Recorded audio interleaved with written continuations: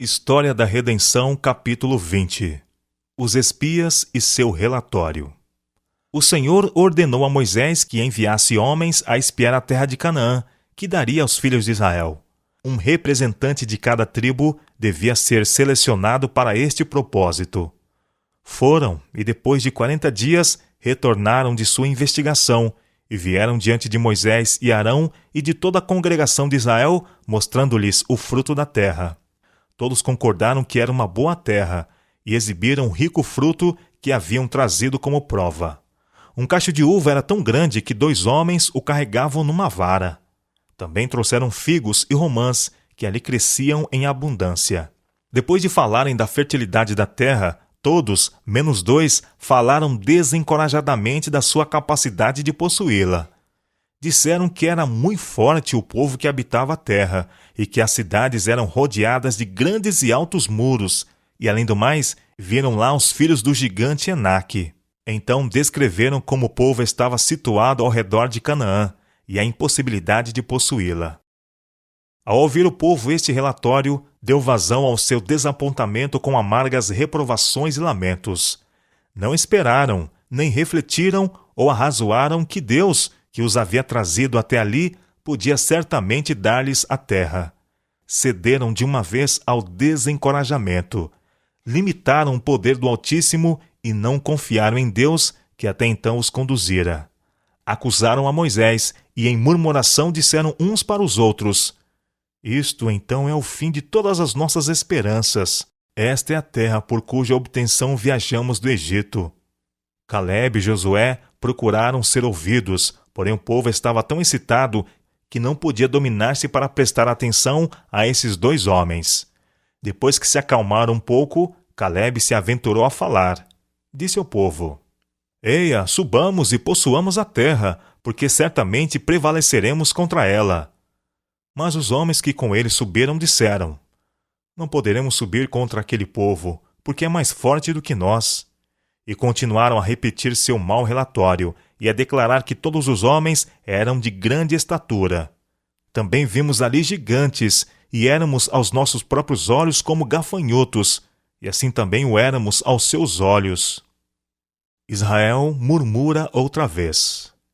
Levantou-se, pois, toda a congregação e gritou em alta voz, e o povo chorou aquela noite.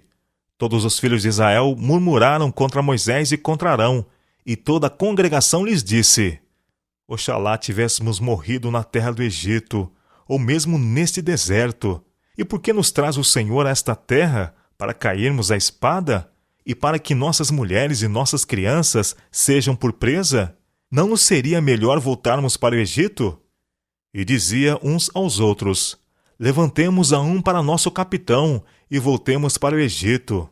Então Moisés e Arão caíram sobre seus rostos perante a congregação dos filhos de Israel.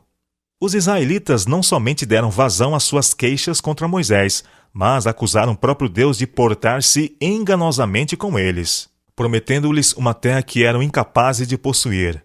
Seu espírito rebelde aqui subiu tão alto que, esquecidos do braço forte da onipotência que os havia trazido da terra do Egito e conduzido por uma série de milagres, resolveram escolher um capitão para levá-los de volta ao Egito, onde tinham sido escravos e sofrido tanta opressão. Chegaram a designar um capitão, descartando-se assim de Moisés, seu paciente e tolerante líder, e murmuraram amargamente contra Deus.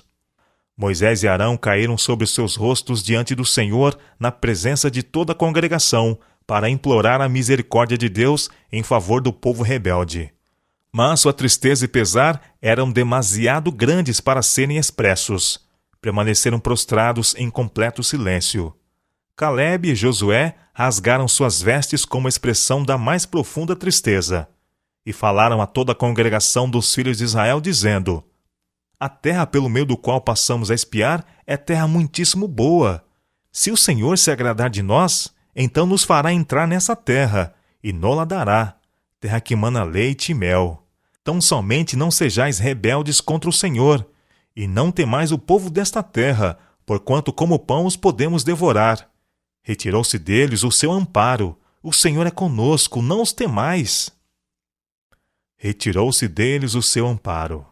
Isto é, os cananeus tinham enchido a medida de sua iniquidade.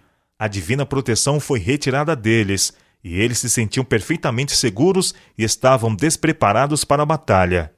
E pelo conserto de Deus, a terra nos está assegurada. Em vez de estas palavras produzirem o efeito desejado sobre o povo, elas incrementaram sua obstinada rebelião.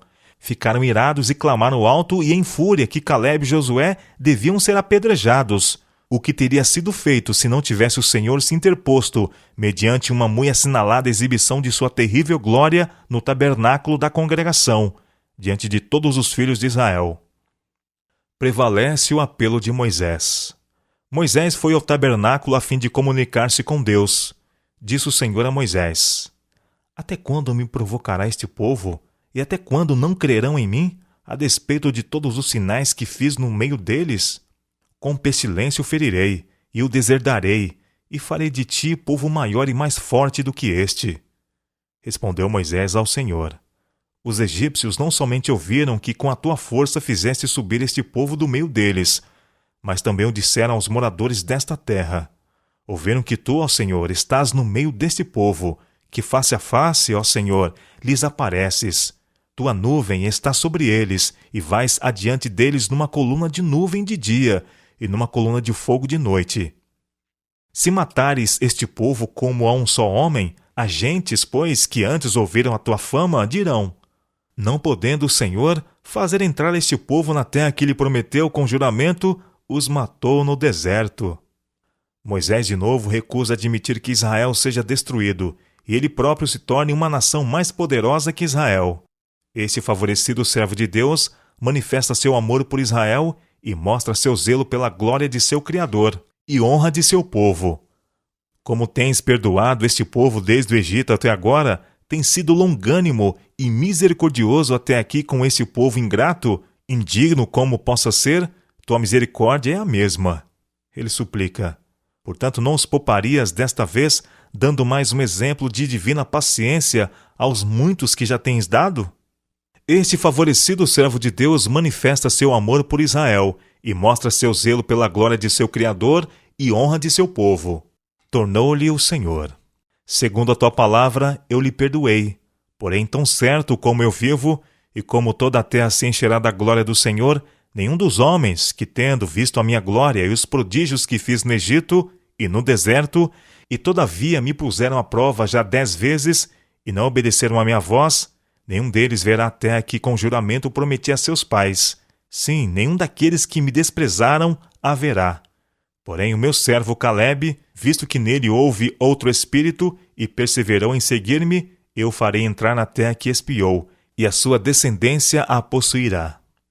Volta ao deserto. O Senhor ordenou aos hebreus que retornassem para o deserto pelo caminho do Mar Vermelho.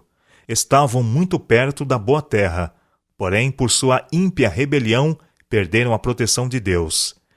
Tivessem eles recebido o relatório de Calebe e Josué e avançado imediatamente, Deus lhe teria dado a terra de Canaã.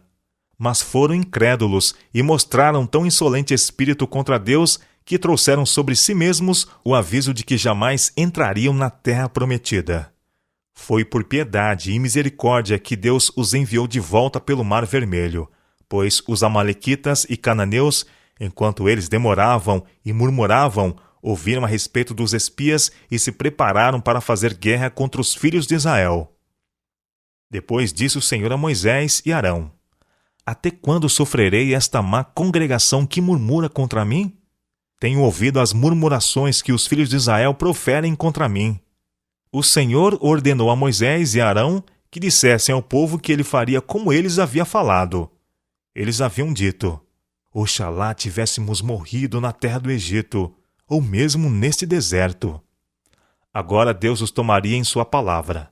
Mandou seus servos dizer-lhe que morreriam no deserto, os de 20 anos para cima, por causa de sua rebeldia e murmuração contra o Senhor. Apenas Calebe e Josué entrariam na terra de Canaã. Mas os vossos filhos, de que dizeis, por presa serão, farei entrar nela, e eles conhecerão a terra que vós desprezastes. O Senhor declarou que os filhos dos hebreus deviam vaguear no deserto 40 anos, contados do tempo em que deixaram o Egito devido à rebelião de seus pais, até que os pais estivessem todos mortos.